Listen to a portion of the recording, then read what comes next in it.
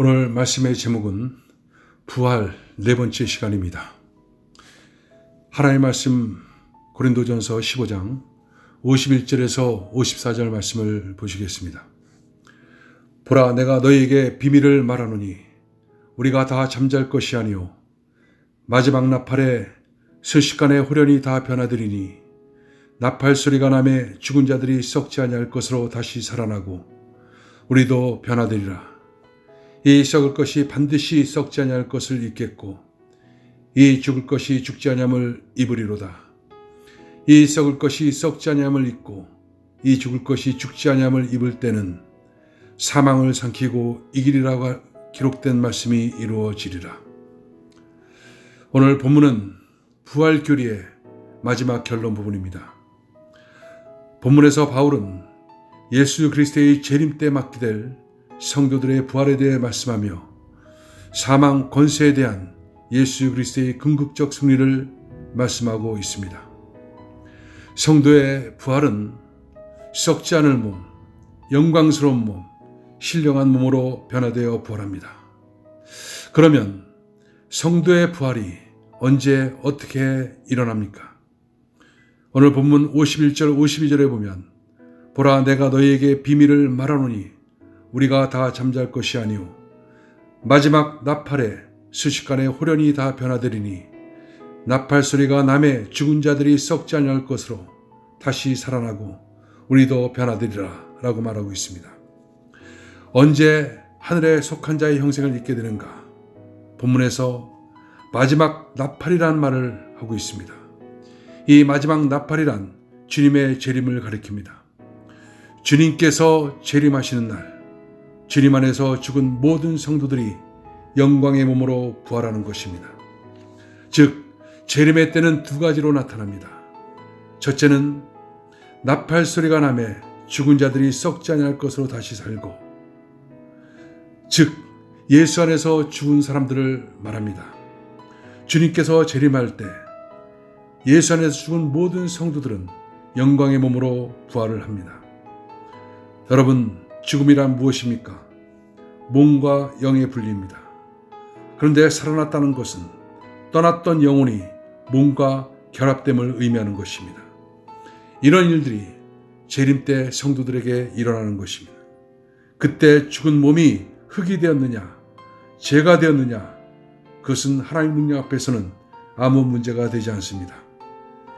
두 번째는 주님 재림 때 여전히 살아있는 성도들은 어떻게 되는가 하는 문제입니다.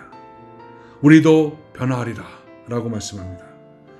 이는 죽었다가 다시 살아난 것이 아니라 변화산상의 주님처럼 순식간에 호련히 다 변화되는 것입니다. 그때까지 죽지 않은 살아있는 성도들은 죽음을 맛보지 않고 승천한 엘리야처럼 죽지 않고 호련히 영광의 몸으로 변화되는 것입니다. 이 내용에 대해서 데살로니가 전서 4장 14절에는 자세히 설명해 주고 있습니다. 주님이 큰 소리와 천사장의 소리와 하나님의 나팔 소리로 하늘에서부터 내려올 것이라고 합니다. 그때 주 안에서 죽은 자들이 다시 일어나고 그 다음에 살아있는 자들이 구름소로 끌려 올려져 공중에서 주를 영접한다고 합니다. 그때 변화가 일어나는 것입니다. 부활 가정은 죽은 자들이 이전 몸으로 다시 일어나는 것이 아니라 새로운 몸으로 바뀌는 것입니다. 그것도 순식간에 바뀝니다. 주의 강림 때 나팔 소리와 함께 죽은 자들이 썩지 않는 몸으로 다시 살고 살아있는 성도들도 몸도 순식간에 신령한 몸으로 바뀌는 것입니다. 하나님께서 그렇게 하십니다. 이 썩을 것이 반드시 썩지 아니할 것을 입겠고 이 죽을 것이 죽지 아니함을 입으리로다. 여러분, 이 얼마나 영광스럽고 놀라운 일입니까? 그런데 여러분, 이 영화에 참여하는 것은 아무나 되는 것이 아닙니다. 그리스도 안에서 참여하는 자, 그리고 그리스도께서 강림하실 때 그에게 붙은 자로 한정되어 있습니다. 이 점을 로마서 8장 11절에도 예수를 죽은 자 가운데 살리신 이의 영이 너희 안에 거하시면 그리스도 예수를 죽은 자 가운데서 살리신 이가 너희 안에 거하신 그 영으로 말미암아 너희 죽을 몸도 살리리라 라고 말합니다. 예수를 죽은 자 가운데 살리신 영이 누구입니까? 하나님의 영입니다. 그 영이 그 안에 거하는 자만이 주님의 부활하신 것 같이 영화될 것을 드러낼 것이기 때문입니다.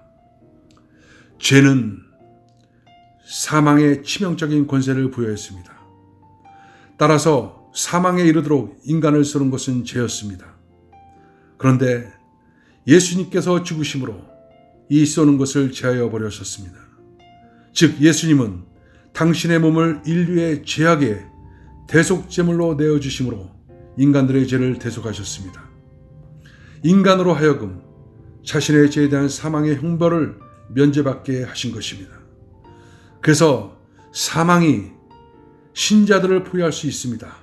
그러나 자기의 권세 아래 있게 할 수는 없는 것입니다. 그래서 55절에 보면 사망아 너의 승리가 어디 있느냐? 사망아 내가 쏘는 것이 어디 있느냐? 사망이 쏘는 것은 죄요 죄의 권능은 율법이라. 우리 주 예수 그리스도로 말미암아 우리에게 승리를 주신 하나님께 감사하노니 라고 말합니다. 주님의 승리가 우리의 승리가 된 것입니다. 그래서 바울은 마지막으로 이렇게 권면합니다.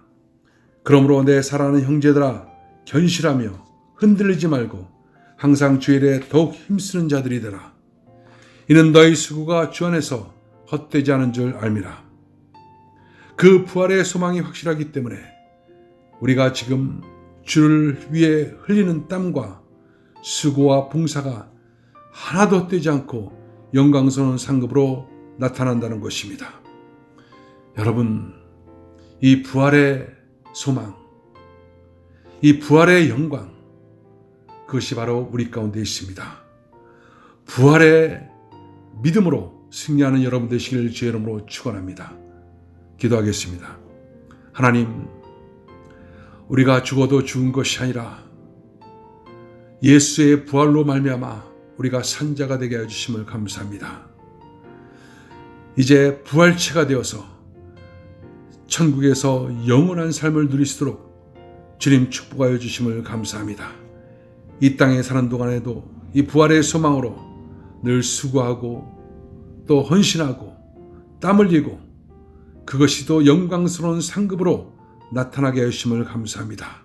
부활의 소망으로 승리하는 삶 되어지게 축복하여 주옵소서. 예수님의 이름으로 기도합나이다. 아멘.